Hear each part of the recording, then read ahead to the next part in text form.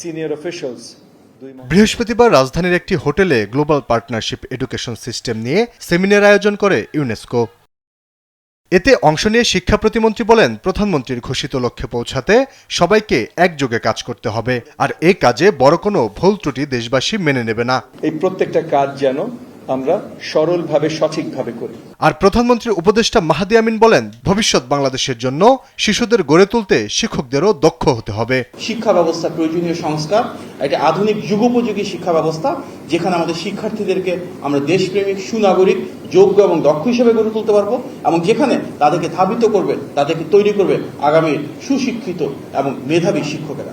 অনুষ্ঠান শেষে সাংবাদিকদের মুখোমুখি হন শিক্ষামন্ত্রী আনমো এহসানুল হক মিলন। জানান, স্থানীয় সরকার নির্বাচনে শিক্ষকদের অংশগ্রহণ বন্ধে আইন করার কথা ভাবছে মন্ত্রণালয়। এই নির্বাচনে আমি দেখেছি, আমার নিজস্ব অভিজ্ঞতা, অনেক শিক্ষক সেখানে জয়েন করে।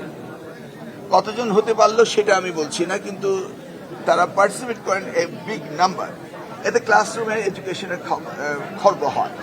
তাই আমি বলছিলাম একটা রেগুলেশন হওয়া উচিত নির্বাচন কমিশনে, যে শিক্ষকরা লোকাল গভর্নমেন্ট নির্বাচনে না যাওয়াটাই ভালো। কনস্টিটিউশনাল প্রভিশনে এটা নেই, কারণ ইলেকশন সকলেই করতে পারবে, কিন্তু একটা রেগুলেশন নির্বাচন কমিশনে হতে পারে, যেটা আইনকে কখনো ব্যত্যয় ঘটায় না। এবং এই ধরনের যদি একটি নিষেধাজ্ঞা থাকে, তাহলে শিক্ষাক্ষেত্রে শিক্ষকদের যে আমাদের প্রয়োজন সেটা থাকবে। আমি বিশ্বাস করি এটা দেখা যেতে পারে।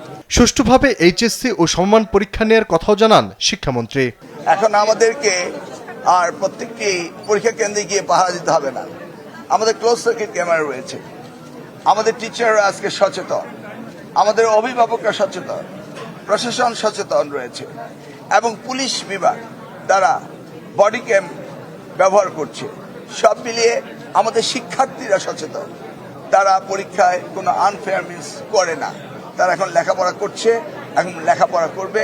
আলী আক্কাস, আকাশ, দেশ টিভি, ঢাকা।